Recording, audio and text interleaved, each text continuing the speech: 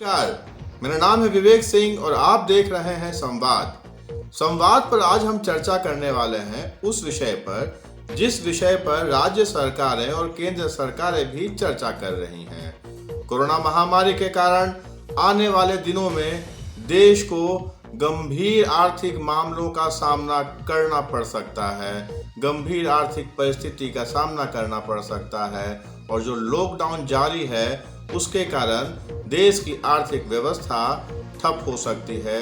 देश के कई सेक्टर आर्थिक मंदी में जा सकते हैं।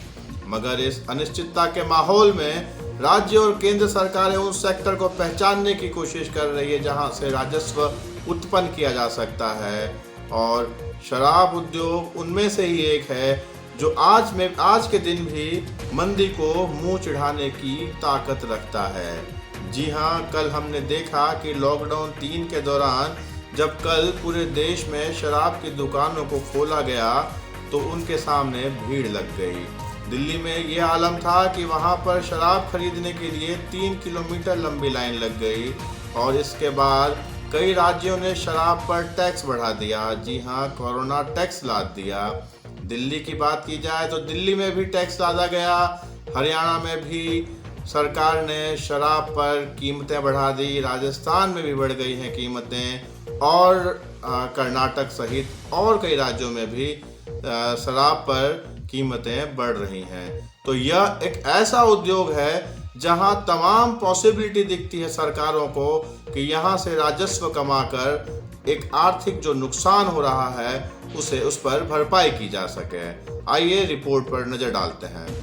लॉकडाउन 3 में शराब कारोबार को खोल दिया गया है। इसको लेकर सोशल मीडिया पर काफ़ी चर्चा है कि राज्यों की अर्थव्यवस्था शराब के भरोसे चल रही है। आइए जानते हैं कि क्या है सच्चाई, आखिर राज्यों की शराब से कितनी होती है कमाई। इंडस्ट्री तो काफ़ी समय से शराब की बिक्री खोलने के लिए भारी दबाव बना ही रही थी। हरियाणा जैसे कई राज्य सरकारें भी इसकी मांग कर रही थी। राजस्थान सरकार ने तो लॉकडाउन के बीच ही आबकारी शुल्क बढ़ा दिया था, जैसे उसे पहले से ही यह पुख्ता उम्मीद हो गई थी कि लॉकडाउन 3 में शराब की बिक्री खोली जाएगी। जीएसटी, भू राजस्व, पेट्रोल डीजल पर लगने वाले वैट या सेल्स टैक्स, शराब पर लगने वाला एक्साइज टैक्स यानी कि आबकारी शुल्क राज्यों के लिए राजस्व में एक बड़ा योगदान करता है।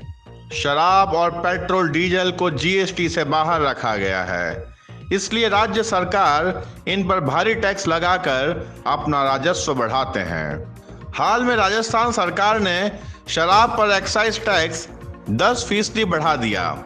राज्य में अब देश में निर्मित विदेशी शराब पर टैक्स 35 से 45% हो गया है।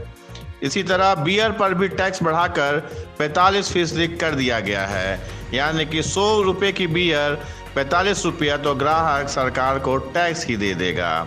इसके अलावा हरियाणा में, दिल्ली में और कर्नाटक ने भी शराब पर टैक्स बढ़ा दिया है, यानी कि कोरोना टैक्स लाद दिया है, जिससे अब शराब उन राज्यों में महंगी हो जाएगी। इसके अलावा राज्यों को केंद्रीय जीएसटी से हिस्सा भी मिलता है, लेकिन केंद्र सरकार कई महीनों से राज्यों को जीएसटी का हिस्सा नहीं दे पा रही है, जिसको लेकर राज्यों ने कई बार शिकायत भी की है। राज्यों के राजस्व का बड़ा हिस्सा शराब और पेट्रोल डीजल की बिक्री से आता है। लॉकडाउन की वजह से इन दोनों की बिक्री ठप थी। इस वजह से राज्यों की वित्तीय हालत खराब हो गई थी। हालत यह हो गई थी कि कई राज्यों को 1.5 से 2% ज्यादा ब्याज पर कर्ज लेना पड़ा था। ज्यादातर राज्यों के कुल राजस्व का 15 से 30% हिस्सा शराब से आता है। शराब की बिक्री से यूपी के कुल टैक्स राजस्व का करीब 20% हिस्सा मिलता है। उत्तराखंड में भी शराब से मिलने वाला आबकारी शुल्क कुल राजस्व का 20% होता है। सभी राज्यों की बात की जाए तो पिछले वित्त वर्ष में उन्होंने कुल मिलाकर करीब 2.5 लाख करोड़ रुपए की कमाई यानी टैक्स राजस्व शराब बिक्री से ही हासिल की थी। इन आंकड़ों पर अगर नजर डालेंगे तो ये स्पष्ट हो जाएगा कि शराब की बिक्री से वित्त वर्ष 2019-2020 में राज्य सरकारों को कितनी कमाई हुई। कई राज्यों के पास यह विकल्प है कि वह रेवेन्यू के इस स्रोत का उपयोग करके शराब पर अतिरिक्त टैक्स डालकर इस मुश्किल घड़ी का और आर्थिक मंदी का सामना कर सके, मगर गुजरात और बिहार जैसे राज्यों के पास यह विकल्प मौजूद नहीं है। अब ऐसा भी नहीं है कि इन दो राज्यों में शराब की खपत ही नहीं होती है, वहाँ खपत तो होती है, मगर वहाँ पूरी तरह से समानांतर काला बाजार है, जिसमें होने वाली गतिविधियों के कारण ना तो राज्य सरकार को और ना ही किसी आर्थिक गतिविधि को फायदा पहुंचता है।